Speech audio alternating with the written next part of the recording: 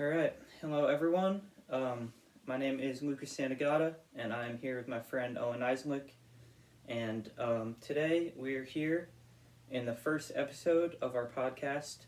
We're going to be discussing the NBA in its current state and a ton of things in the league.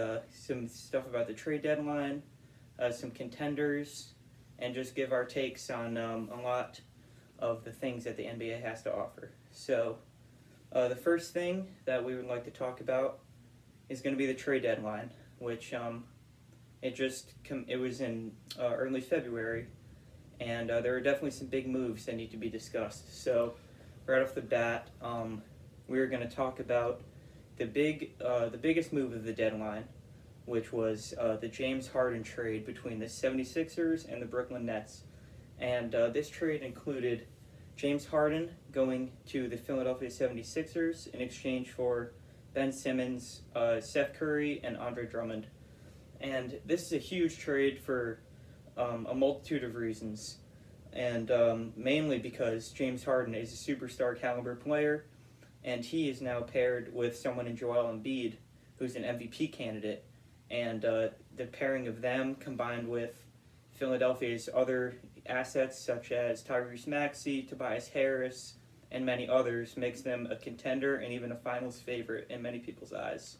Yeah, no, and already right off the start, we've seen Philadelphia looks already very comfortable. It's been a smooth fit.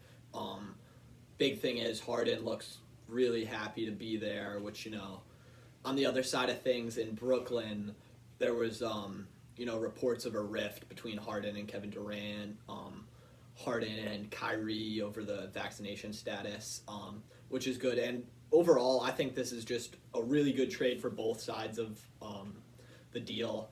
On Brooklyn's side of things, they pick up what they were really lacking most before the trade in Ben Simmons and a lot of that defense, and maybe a little less hands to feed on the scoring end, and more of a guy who can, distribute the ball, play high-level defense. He's going to attract, the top scorers on some other teams, and also it kind of deepens their team a little with Seth Curry, Andre Drummond, which they were definitely lacking a little before the trade. And, of course, on Philly's side, just you got the two stars now in Embiid and Harden. You got great other starters to pair with that, and they're making a finals run.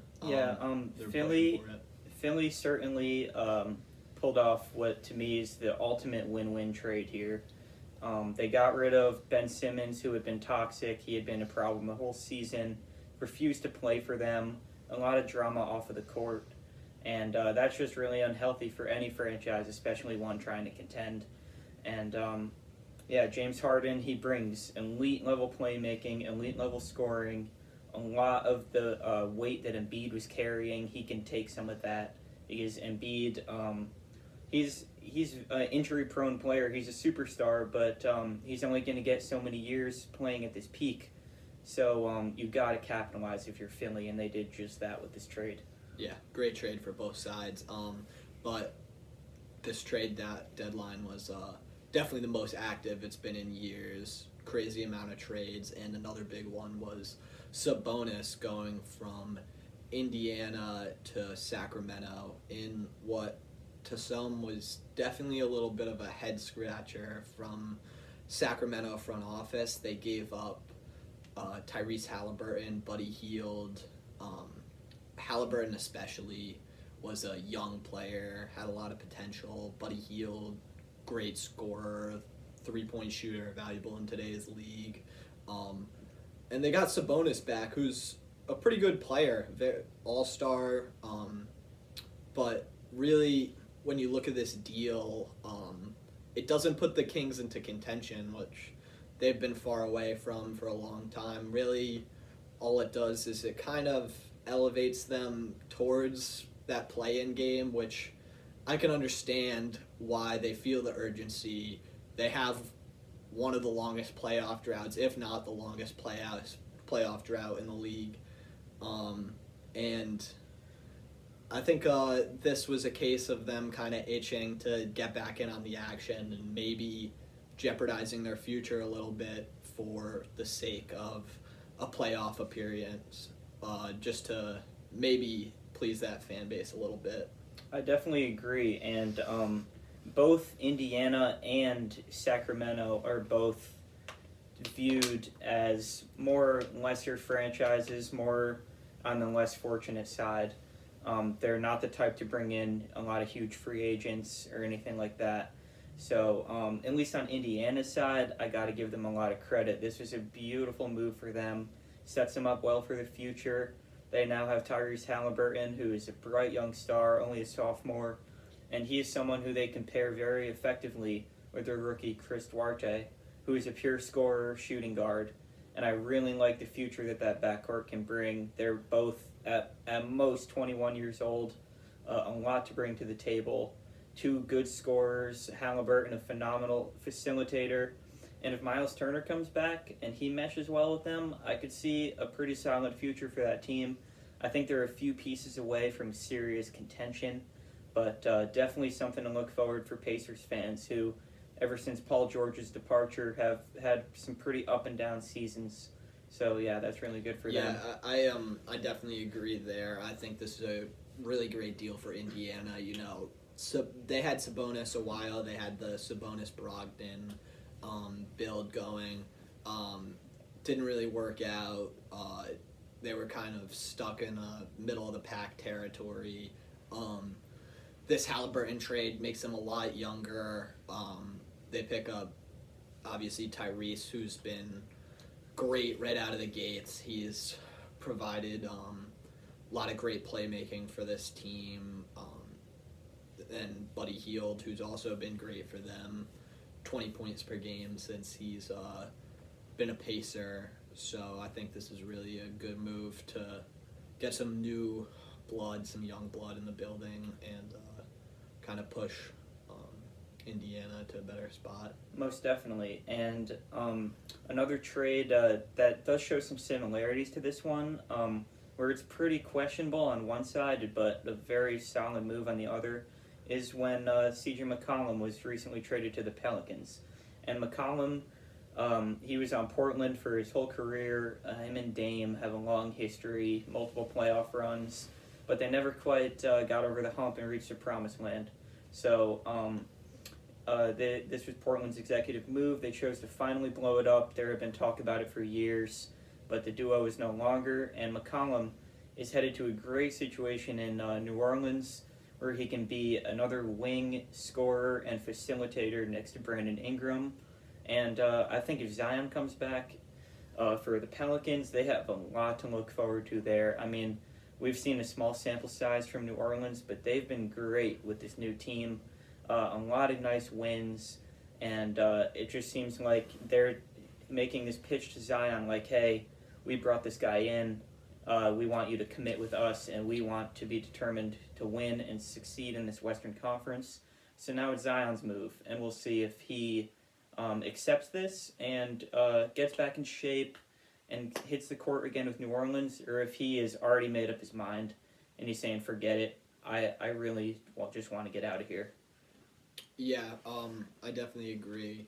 Another head scratcher from Portland really doesn't make too much sense to me, especially after the offseason that they had. Very disappointing. They've really failed to surround Damian Lillard with adequate help to really contend and make a deep postseason run like I think he's capable of doing as a player. They don't really get much back for McCollum. They gain Josh Hart, who's definitely a good rotational piece, but I'm not sure he's really the answer to any of your problems. On the other hand, Pelicans gain McCollum. He's been great right off the bat for them. They've pulled out a lot of big wins.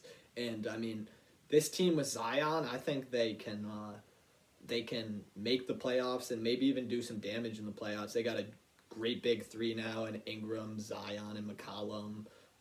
All players capable of scoring 25 plus on any given night. They got a fourth near star in Jonas Valanciunas, Just a well-rounded team, and I really like the direction they're going in. If they can get Zion Williamson to come back and play at a high level, which definitely seems to be a bit of an obstacle. Absolutely, and these three trades seem to be the major pillars of this offseason, but a few other honorable mentions would be the Mavericks parting ways with Kristaps Porzingis and sending him to Washington in exchange for Spencer Dinwiddie and Davis Bertans. And again, this is another pretty one-sided deal. I don't exactly understand Dallas's direction with this move.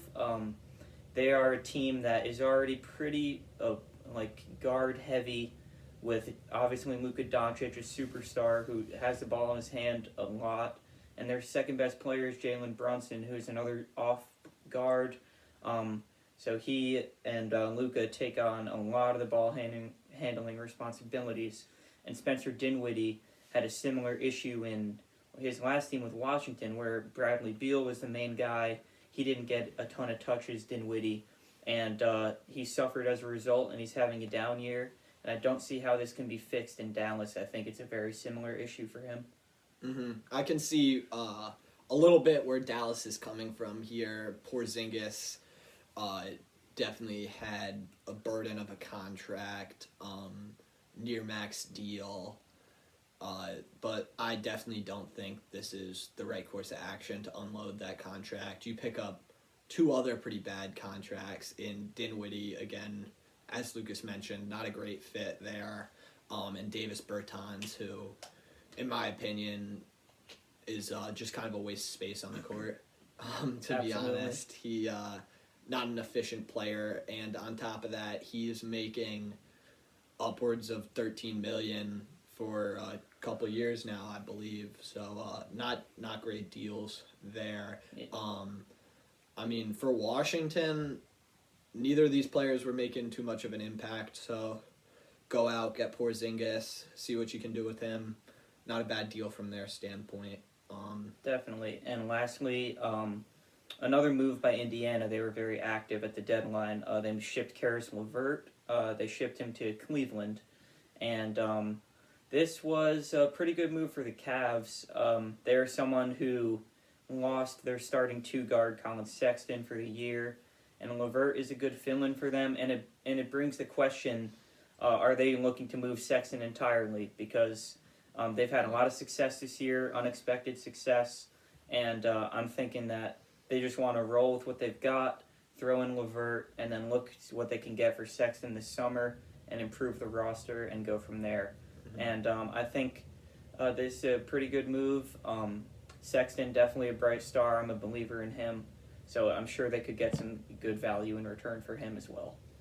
Yeah, definitely a pretty good-looking deal for the Cavs. They pick up another scorer of the basketball in LeVert, which I think they could definitely use with Colin Sexton out for the season.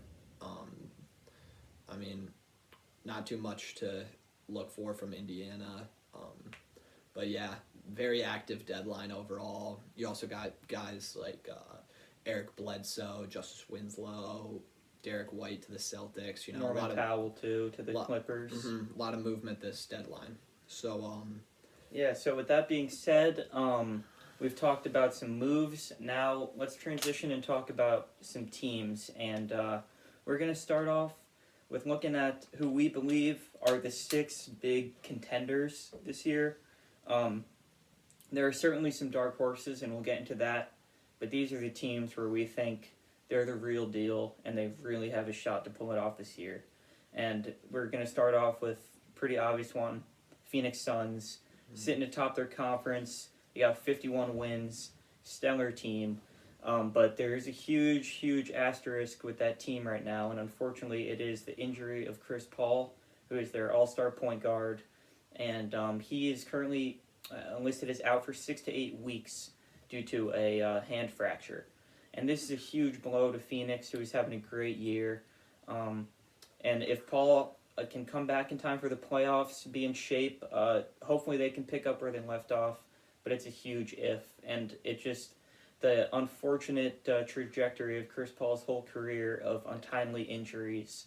And as a fan, I just hate to see it. Yeah, real shame. Always seems like Chris Paul is a little beaten up come playoff time. And yeah, I mean, Phoenix Suns sit atop the whole league right now by a wide margin. They're at 51-12. They've been having a great season.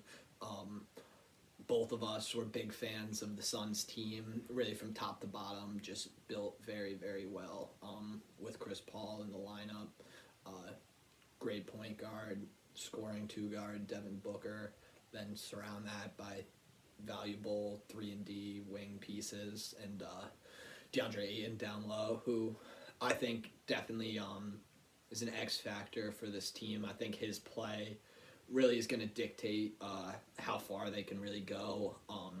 Lots of potential there from the former number one pick, but so far in his NBA career, I don't think he's even tapped into that as much as he can. I mean, he's very gifted athletically, but seems like he kind of lacks the mindset at times and will to score the basketball and really dominate like he should at his frame. But very talented team nonetheless, very deep team. Absolutely, and a few players that are definitely worth mentioning for them. Can't have enough two-way, big wings, shoot the three, defend, and they have a boatload of them from Jay Crowder, an established veteran, been on a multitude of winning teams, went to the finals with Miami, a lot of success with Boston. But this is a guy that brings grit and good three-point shooting. He has been his whole career, really good defender. And you notice a trend. They have Mikal Bridges, who brings the same, very bright young star. A lot of potential there. He's still only maybe in his third year. A lot of potential. And he's really expanding his offensive game every night, it seems. Especially with Chris Paul out, he's been stepping up a lot. Mm-hmm. And this also brings me to mention Cameron Johnson, who just exploded for a career-high 38 last night. He's another really bright piece for them, really good shooter, can defend the perimeter. You just can't have enough of that. Yeah, all those guys, great players. Mikal Bridges, I really like him. Can't talk about him enough in this role that he has. I think he can definitely expand it a little more. I mean, you see the potential of this guy. He's long, athletic, good shooter. Defense is there. I mean, I think he's going to be a star someday. Moving over, another contender, team who won it all from last year, met the Suns in the finals, Milwaukee Bucks. You got to talk about them. I mean, well-built team. All starts with Giannis, two-time MVP, crazy athletic player. And this season, I think he's even elevated his game even more. Seems like we keep saying that a year in, year out about him. But he's been great. His playmaking's really improved this year. He's dishing the ball around. Obviously, they got their Robin in Chris Middleton. Great second star for them. And then they have Drew Holiday, who is really a great piece for them. He was the addition last year that put him over the top, gave him that ring. And yeah, he came up big in the finals, as we saw. Doing it again this year, scoring the basketball well, up around 18 points a game. They're deep. They have good defense. Bobby Portis, solid role players. Definitely a team that you don't want to meet in the playoffs. Definitely, really well-built team. Coach Bud has done a great job there. He faced a lot of criticism last season, but he definitely rallied, turned it around, and the team is doing really well. I mean, they got everything you need out of a contender. They got shooting, they got their superstar, and they're going to be a threat for years to come if they can keep it together. But another team that is up and coming that we just mentioned before about the trade deadline is the Philadelphia 76ers. And in my eyes, this team is going to make it out of the East and make it to the finals, because this team has one of the best duos possibly of all time if they can really untap each other's potential in James Harden and Joel Embiid. This is one former MVP, and Embiid looks like he could win the award this year. It's an MVP duo, surrounded by two other solid players in Maxey and Harris. And the real only question with them would be their depth. But when you're so top heavy like this, the star power can really outweigh the depth. And we saw that with KD's Warriors, even the old LeBron Heat. If you have some solid star power at the top and they know what they're doing, you can really tap in, and sky's the limit. Definitely. When it comes to the playoffs, I mean, the stars, the best players are going to play. They're going to play a lot of minutes too. I mean, it's win or go home. So I think Philly definitely a huge threat in the East, which is very stacked this year. But they have a great chance. They have favorite for MVP right now in Joel Embiid. His game keeps expanding as well. He's added very efficient 3-point shot. Mid range is there. Variety of post moves. Interior force. He's the real deal. Add an established star like James Harden to that. I mean, it's gonna give defenses a headache. And then I mean, you got two other great starters. Borderline stars, and Tyrese Maxey, who's having a huge breakout season. Tobias Harris, they're a good team.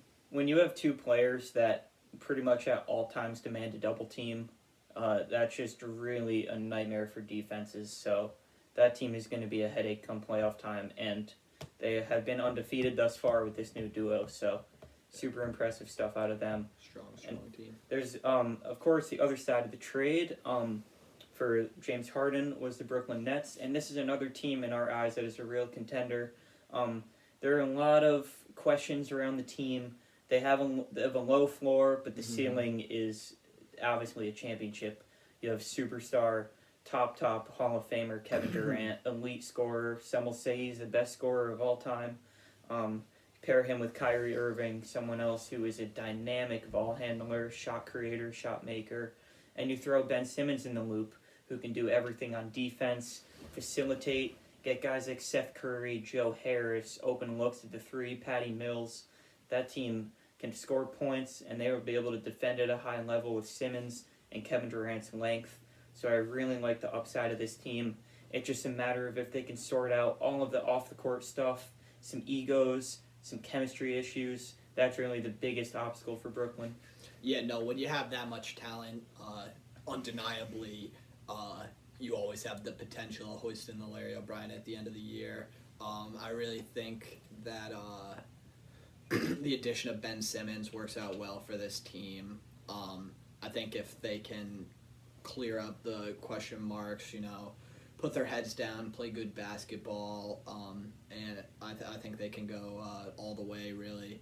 A lot of depth, a lot of star power. I mean, two of the best scorers ever in Kyrie Irving and Kevin Durant. Kevin Durant, he's arguably the best player in the world right now, so you're always going to have a shot with him.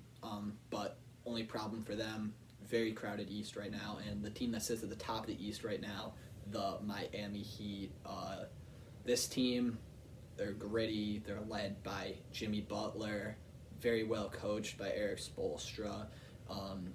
Then really just loaded with talent. I mean, all the way down the board. I mean, Tyler Hero having a great year this year. He's showing us that he is the player from the playoffs in the bubble.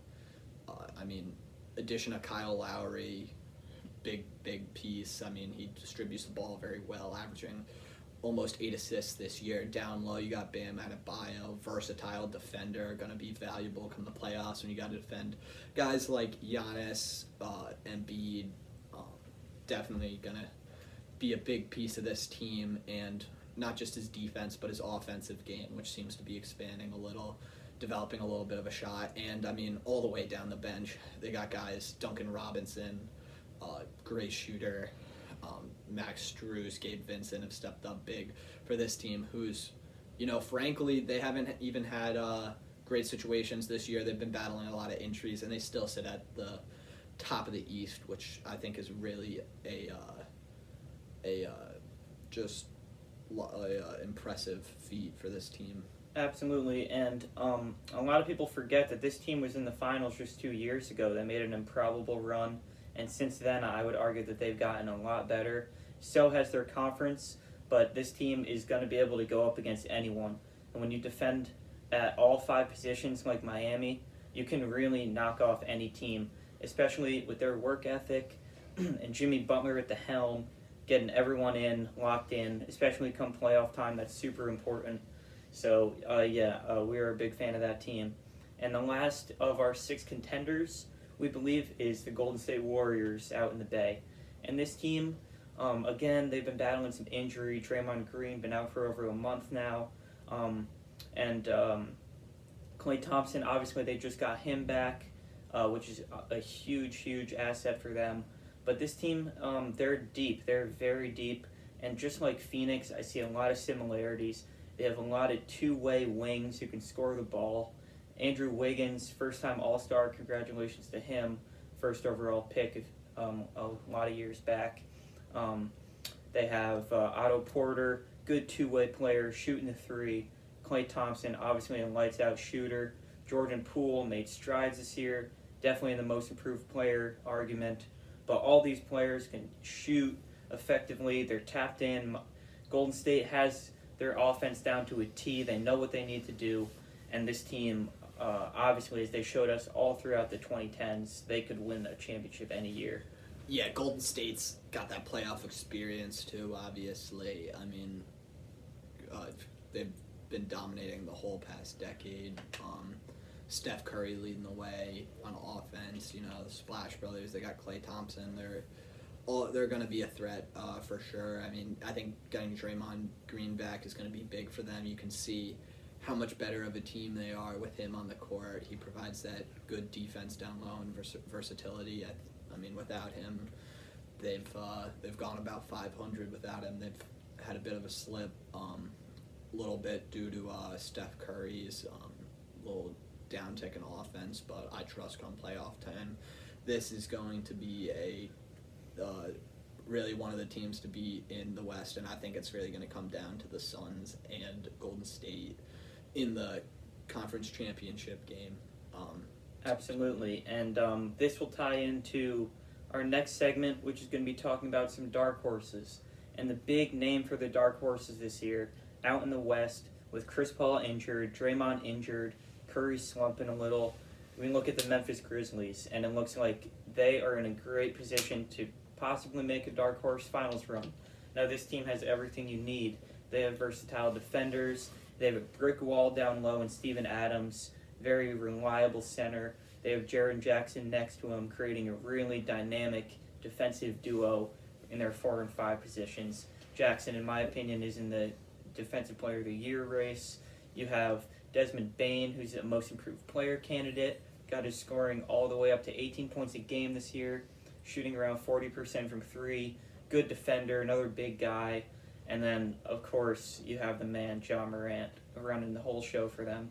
Ja Morant has taken incredible strides this season. He showed flashes of it last year in the play-in game versus Golden State, which nobody thought they would win. And then they went on and played Utah in the first round. Were able to take game 1 in Utah, which is a very tough place to play.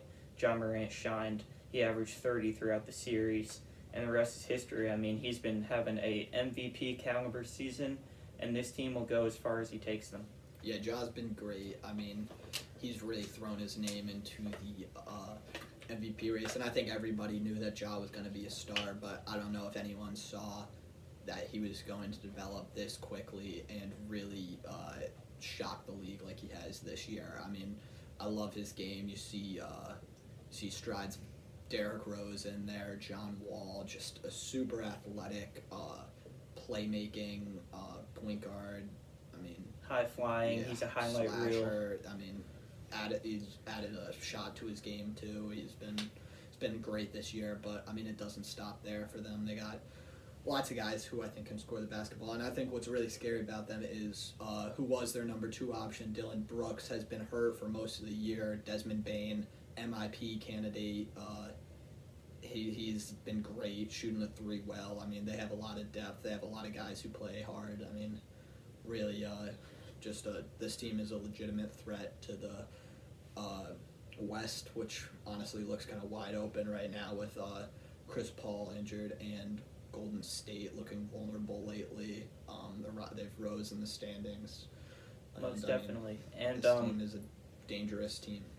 another team out west that definitely has some potential to make some noise would be the Denver Nuggets.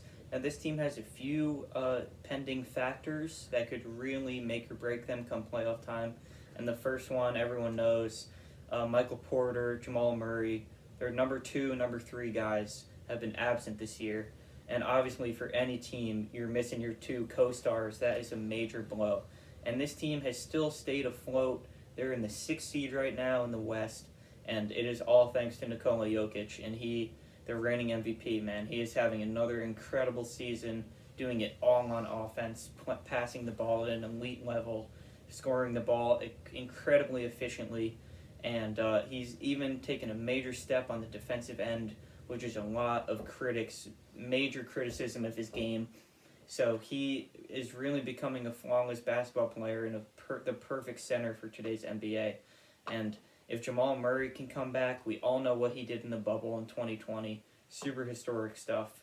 So if he can come back and show shades of that, and Michael Porter can come back and show everyone why he was a huge, really, really highly sought-after prospect before all the back injuries, then this team could definitely cruise to the finals and find some success there too. Yeah, I mean, you look at this team this year, the injuries that they've had, they have no business being where they are right now, sitting at the 6th seed in the West. And like Lucas said, all thanks to Nikola Jokic. I mean, this year he's probably playing even better than he did last year in his MVP campaign. He's putting the team on his back. He's turning nobodies into somebodies. I mean, they've been great this year. Really, really surprising to see that happen. And another team in a similar situation, you got the Dallas Mavericks. Kind of the same deal there. They're sitting at the 5 seed in the West. Don't have much outside of Luka Doncic. Emergence of Jalen Brunson recently. Jason Kidd's done a great job with this team, in my opinion. He's really bolstered their defense, which was a big question mark for them from last year. But ultimately, this team is just going to come down to what Luka Doncic can do with them. He's their offense. He's the heartbeat of the team. He does it all.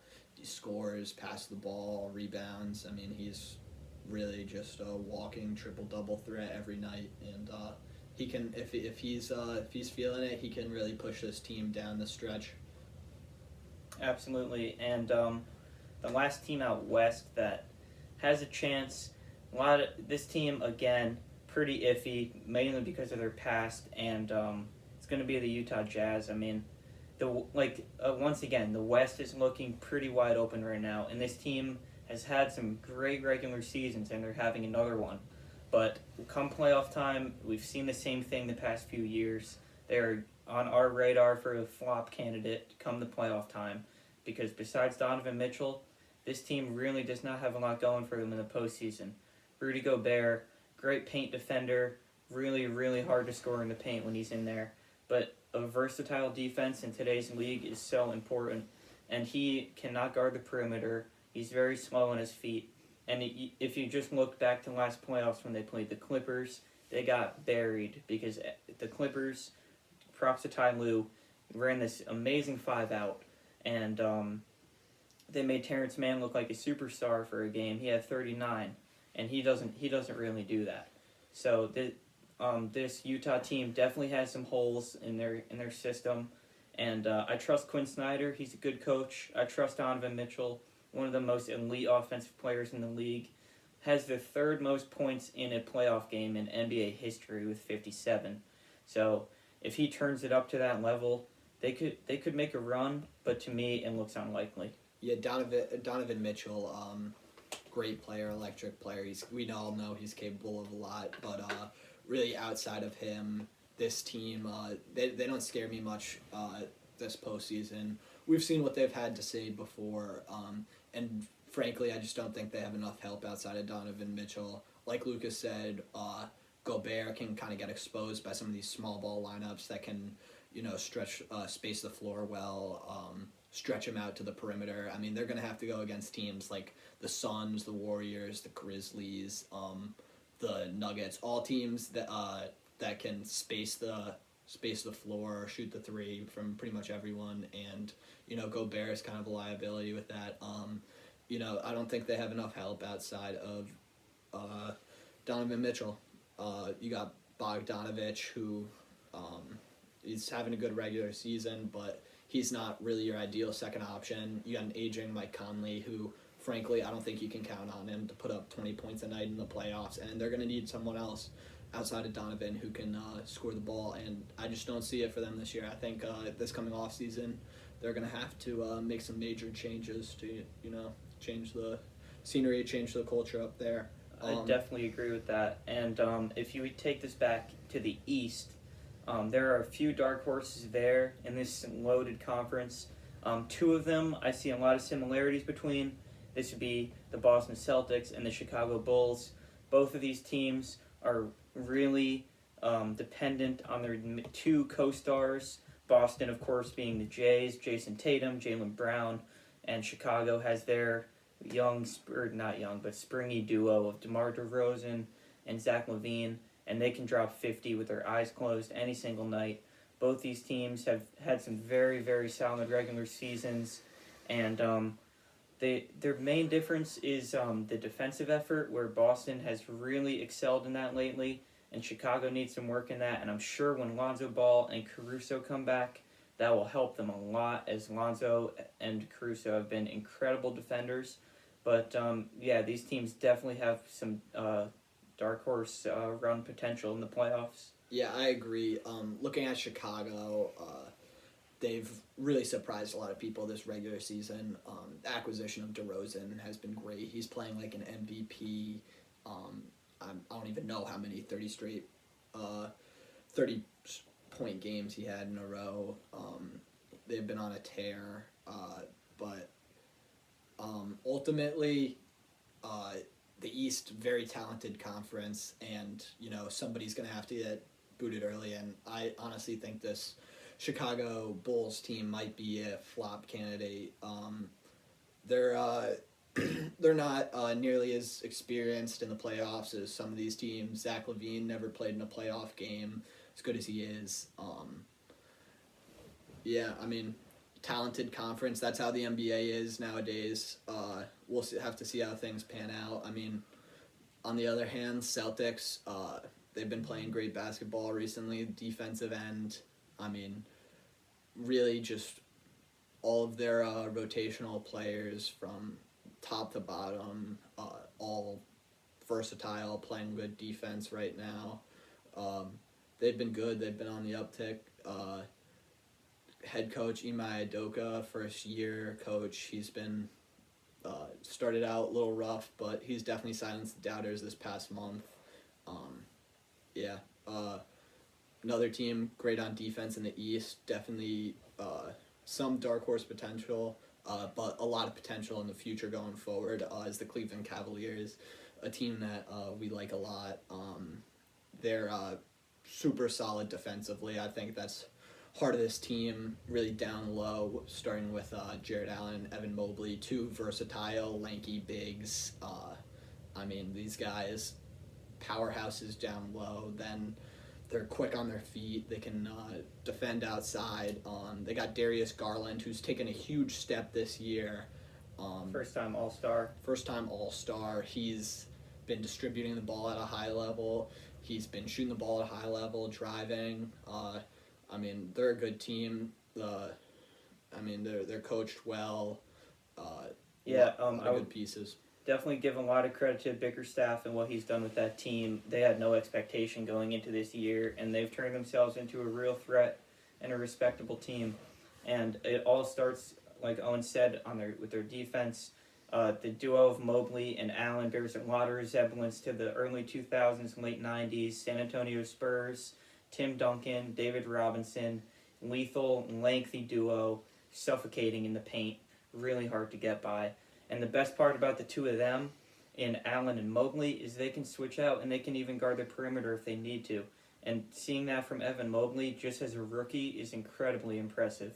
And I'm seriously impressed by this Cavs team, and I think they have the potential for a first round upset if it comes to it. So we've gone over a lot of teams here, and I think it's time to get into what we think is going to happen for the award races. Now, there are five main awards in the NBA with the MVP, Defensive Player of the Year, Rookie of the Year, the Most Improved Player, and the Coach of the Year. And I think it's only right to start with the MVP. It's the biggest award. Everyone always talks about it. And it seems there's a few different tiers this season. Tier 1 has three players, all been mentioned, big names. Joel Embiid, Giannis Antetokounmpo, Nikola Jokic. The three of them have been stellar. All of them just doing everything for their ball clubs. In Jokic's case, keeping his injured team afloat. The other two, Embiid and Giannis, just been absolute menaces in the paint. Super strong physical players, and all three of them bring a lot to the table. Yeah, I think Embiid is the favorite right now. He's playing great. He's, like I said before, he's scoring at every level. He's got that three-pointer. He's got that mid-range. Obviously, he's always been very dominant in the interior, presence on defense. And what's really impressive to me, all the controversy surrounding Ben Simmons to start the year, all of they were missing obviously key player there, and he kept them afloat. He kept them towards the top of the competitive East this year. Now they have James Harden, and they're looking to make a finals run. So I give a lot of credit to Joel Embiid there.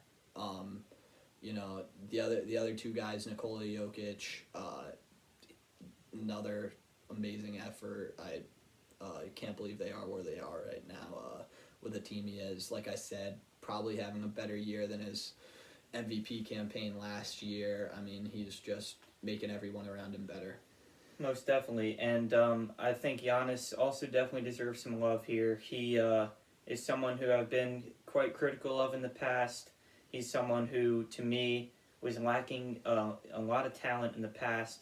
He was struggling to close games, but starting with last year's finals run, he really shut me up, and he shut up a lot of haters, pouring on a 50-piece in Game 6 of the NBA Finals, taking home Finals MVP, and he did not just stop there. He worked hard all summer, and it's evident in his game when you watch him nowadays.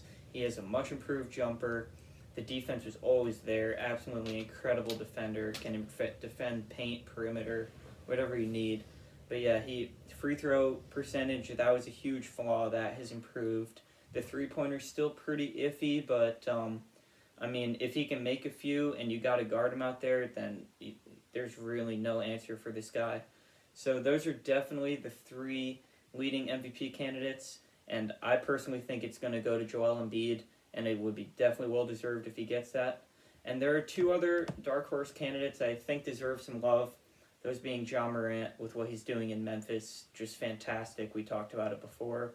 Same thing with DeMar DeRozan, averaging 28, 5, 5 for a great Chicago Bulls team that a lot of people doubted DeRozan going to, said it was a bad move, and he has really just put a huge damper on that.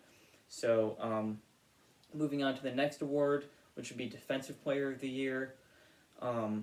I originally would have loved to see Draymond Green get this award for Golden State. He's their engine on defense. He keeps them going. Incredible defensive IQ, incredible help defender, always in the right place at the right time. But he unfortunately has suffered an injury, and he's been out of the picture for a while now. So that definitely hurt his odds for this award. And the current frontrunner is Rudy Gobert, who I personally disagree with. I do not think he should win a fourth one of these awards. That is pretty ludicrous if you ask me. I think there are definitely some better candidates there. And one of them would be Giannis. I mean, he is a much more versatile defender. But even going past that, names like Jaren Jackson for Memphis, an incredibly good shot blocker, gets steals, lanky, almost 7 feet tall, but can guard the perimeter. Very impressive stuff from him. And very similar to another guy, Bam Adebayo, out in Miami, who is the anchor of their defense, starting center, ton of blocks, ton of steals, and he can really bang with anybody in the post. Yeah, I mean, really looked like Draymond was running off with the Defensive Player of the Year to start. Obviously had the injury, so seems like what the NBA loves to do, default, hand it to Rudy Gobert, which I personally disagree with. I don't see the versatility there. There's no doubt when he's on the court, it's tough to score in the paint, but I don't see him being a 4-time Defensive Player of the Year. That puts you in a very, very elite club, makes you a historic defender, one of the best ever. And I just don't see that in Rudy Gobert. I mean, I see that in a player like Giannis. He does it all on defense. He's hyper athletic. I mean, he is truly a crazy talent, and I think he would deserve it this year. Branching out, I mean, another guy I'd throw in the conversation is Rob Williams in Boston. I mean, Boston looking like one of the best defenses in the league right now, and it's largely due to him and his athleticism. He blocks shots like crazy. He's quick on his feet, not terrible on the switch off, and I think he's powered Boston to their little win streak they've been on recently. Absolutely. I like all the candidates there, but I think that one is going to go to Giannis this year. He's been a super impactful two-way player. So moving on, another really fun award. This one's always fun for fans to monitor throughout the year. This one is the Rookie of the Year race. Now there are about 3 main candidates once again for this award. 3 guys that have all been super amazing out the gates. And I really would like to start with talking about the second coming of Tim Duncan, Evan Mobley. This guy is just phenomenal on defense. Just discussed him briefly before. Averaging over 2.5 stocks, steals, and blocks. And he'll give you about 14 points a game already. Super advanced NBA level post scoring already, which seems like a lost art a lot, but really impressive stuff from him. Jumper's still getting there, but he's only 20 years old, so he's got plenty of time to figure that out. But he has good mechanics, shows the potential at the free throw line, nice spot up midi. But if he can get that 3 ball, he is a serious superstar type candidate in the future. Yeah, Mobley's been great. I definitely see the shades of Tim Duncan there. I mean, he's been great on defense, post game coming in, looking good. Another guy I think's got to be mentioned is Scotty Barnes in Toronto. They took him at the 4th pick, which some people a little surprised about. Probably the first surprise of the draft, but he is definitely proved them right. I mean, he's another crazy athletic guy, great defender. He uses athleticism well on offense. He can pass the ball. You see, gets a lot of minutes on Toronto. Makes the most of with Van Vliet out recently, he's really shined, and I think he's a future star in this league for sure. Absolutely, and the last candidate was the consensus number 1 pick. A lot of potential coming out of Oklahoma State. This is Cade Cunningham. This guy is a dynamic offensive player, and he can really do it all on offense, averaging around 16, 5, and 5 right now. Got off to a little bit of a bumpy start, had some injury woes, but ever since then, he's really turned it up a notch. And I could see him running away with this award as the season goes on. He's just someone who has already handled a lot of the offensive dealings for Detroit. And this is a team that is not going to win a lot of games this year, obviously. Definitely hovering around the bottom of the conference. But his impact, without a doubt, is there. He's closed they don't have many wins, but he has closed out some of their games very well. Showed the clutch gene. Gets his teammates involved. 5 assists a game as a rookie is phenomenal. And this is just a guy with a ton of upside. And I think there's a few more players that deserve an honorable mention. Josh Giddey out in Oklahoma City doing a lot. He has the current 3 youngest triple-doubles of all time, which is an award that seems to be broken every single year now with all this young talent. But nonetheless, that's a super impressive award or accomplishment. And lastly, it would be Franz Wagner out in Orlando. Now, this guy was super overlooked on draft night. He was very overshadowed by Jalen Suggs, who Orlando took 4 picks earlier, number 4. He has not exactly panned out yet. Definitely still some potential there. But Wagner's been super impressive, currently leading rookies in points per game. And he's just had an immediate impact. Good slasher, shown unselfishness, just a lot of potential there. So Orlando has a lot to be excited about there. Yeah, definitely. Transitioning awards, another big award, highly contested sometimes. Most improved player of the year. I wouldn't say that's the case this year. We have, the breakout star in Ja Morant. He seems to be running away with this one. He's just jumped from, not even being an all-star to putting his name in the MVP race. You can't talk enough about the guy. Electric player. We've mentioned him. Another guy I'd throw in the running for it would be Miles Bridges in Charlotte. This guy's a walking highlight. Him and Lonzo Ball, they've really yeah, LaMelo. My bad. Always mixing those two up. But it's a great duo down there. Miles Bridges up at around 20 points a game. He's I really like explosive. the culture they've brought too. Yeah, New culture in Charlotte. definitely. Another guy that, I think two more guys deserve a little bit of recognition here, although it looks like Ja's going to run away with it. And these are two first-time All-Stars, two guards, Darius Garland in Cleveland, who we talked about before. Amazing facilitator, really nice handle, really good jump shot, just a perfect point guard for today's league. And lastly, super impressive season so far from DeJounte Murray, who's averaging a near triple-double in San Antonio. And although that team hasn't had much success, Murray is a very huge bright spot for them, and he will continue to thrive in this league. He can do it all. Elite defender. He can pass the ball, averaging almost 10 assists a game, which is just wild. Averaging 8 rebounds a game as a small guard, and he'll give you 20 points a game too. So this guy is really a Swiss Army knife. Yeah, for sure. Most improved players, really fun one. Especially this year, there's so many guys who have taken that step. You can talk about Desmond Bane, Tyrese Maxey, Tyler Hero, a lot of guys improving, and just a lot of talent in the league right now. Absolutely, yeah. But someone's got to manage this talent. That brings us to the Coach of the Year race. It's tightly contested this year. There's a lot of teams who have surprised people. We mentioned JB Bickerstaff in Cleveland and the job he's done. Memphis, another team who surprised people. Taylor Jenkins definitely deserves some recognition.